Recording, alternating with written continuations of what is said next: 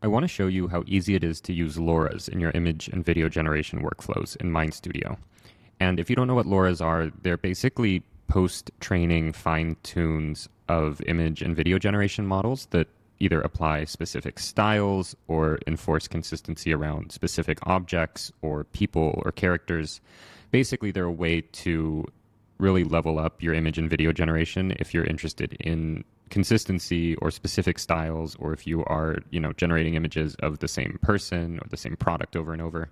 And there's a lot of off-the-shelf LoRAs. There's this website called CivitAI, which seems to be kind of the largest repository of LoRAs that are publicly available. You can also train your own. There's lots of programs and tools out there that you basically upload, 50 to 1,000 images that are annotated, and you get back a LoRA that you can then apply to your own generations. So what we're going to do here is I'm just going to show you how to set this up in MindStudio, because a lot of the current tools out there for working with LoRAs in image and video generation are, a little bit clunky. They're a little more kind of low level and expose a lot of settings, and there's a lot going on. So I think MindStudio is actually both the easiest and perhaps the most powerful way to use LoRAs today on the market. And so let's get started. So I'm just going to set up a simple kind of workflow scaffold here. And then we're just going to use this random one that I found that this person trained on their Olympus camera, a bunch of photos. And I'll show you how we can import it very easily from this site. And so to get started, I'm going to so the first thing I'm going to do is I'm going to click on the start block and change it to Workbench mode. And what Workbench mode does, you'll see, is that the buttons up here change from preview and publish to publish and run. And so Workbench mode means I'm going to be working entirely within the MindStudio IDE. I'm not creating an agent that I'm going to publish and share elsewhere. And so now I'm going to add in a set variable block, and I'm going to call this variable prompt. And this is where I'm going to paste or write my image prompt. And now I'm going to do generate image, and we're going to put in the prompt as the variable here. This is just, we could write the prompt directly, but this makes it easier to kind of manage and play around with different things.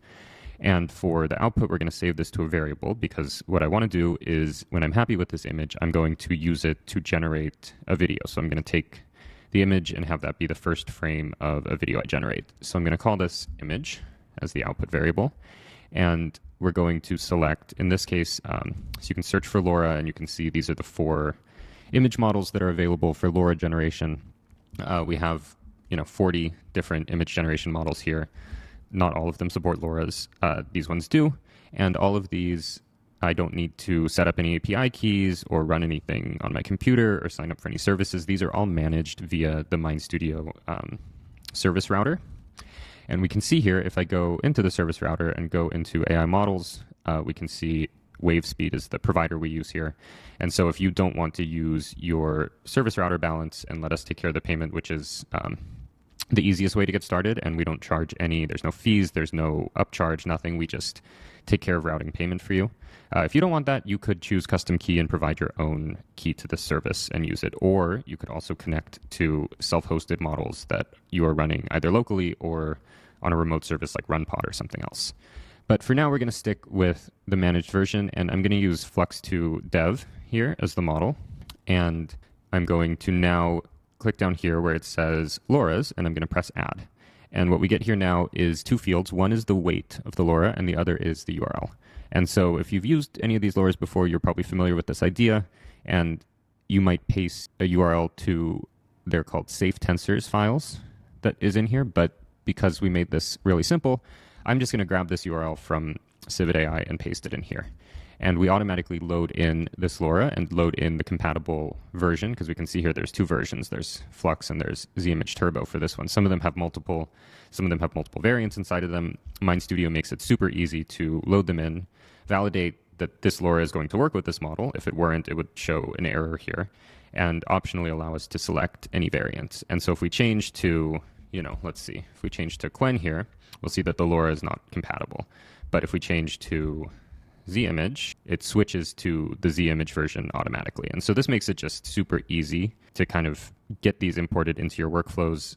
You can add multiple if you're stacking them, and you can manage all of the weights in here. And so this one says strength 0.9. A lot of this stuff this is where you kind of have to fidget with it and play around with it. And that's both the fun and the frustration in building these things. So now that we've got this kind of set up here, I'm going to enable multiple variants down here and just leave this at 4. So this is going to generate 4 randomly seeded images for me to look at and give me a chance to choose the best one before I proceed to the next step in the workflow, which is going to be generate video. And also I'm pressing the letter A and then the letter R to kind of reorganize and recenter things as I'm building. That's just a fun little shortcut. It's basically the equivalent of pressing auto arrange down here and then reset view. And that's just a fun trick. So now I'm going to say, let's say animate this video. And this is obviously you can, spend a lot of time here. People do, and this is where you get really cool results from spending time prompt engineering these things. We're going to keep it simple for now and display the output to the user. And I'm going to use, so we've got all these WAN models. These are super powerful. There's only 2 that support LoRAs today for video, which is Lightrix 219B and WAN 2.2, but we're already applying the LoRA to the source image, so we don't care about doing it for the video for the purpose of this demo. There are a lot of video LoRAs as well on this site that you can use if you're trying to get specific things from the video. I'm going to go ahead and let's just use VO 3.1 since that just came out, and that'll be fun here. And so what we want to do is we don't care about audio. We don't care about really any of this stuff except for input image. And input image, we're going to select the image that we just generated, and this will be the first frame. And you can see here VO 3.1 has an option for last frame image. So if we wanted it to end on a certain image, we could put that there. Or if we wanted it to loop and be a continuous thing, we could put the same image as both the first and final frame, and that would create a looping video for us. But for now, let's just leave it simple. Video models all have different options, as do the images, so you'll have to kind of explore and play around with it as you go. And we don't care about multiple generations here. We're just going to do one. And now we're pretty much ready to run this thing, except we don't have a prompt. So let's go ahead, and the cool thing about this service is any of these images in the sample you click on, a lot of them will have the prompt that they used in here, so we can just see this and copy it for the purpose of our demo. And let's go ahead and paste this in here. We could also make this full screen if we wanted to edit it in a larger field, and let's just change something about this just so we get something a little different. And let's say instead of black tank top, we're going to say yellow tank top. And let's just, so now we can close this, and then we're all ready. So we're going to set the prompt. We're going to pass that into FluxDev with this LoRA applied with strength of 0.9. It's going to generate multiple images, and then we're going to pick the best one and use that to generate a video. And there's a bunch of other cool tools that I'm not going to show in here that are just part of MindStudio in general. Specifically, these breakpoints and mock data become useful because these things do cost money to generate. And so adding breakpoints lets you pause the workflow and look at it before it continues. So we kind of get one automatically because we're generating multiple images. But if you were only generating one, you might add a breakpoint after, and then that would let you see what the image is. And if you like it, you can press a button that says continue, and then it'll proceed generating the video instead of just generating the video even if you don't like the image.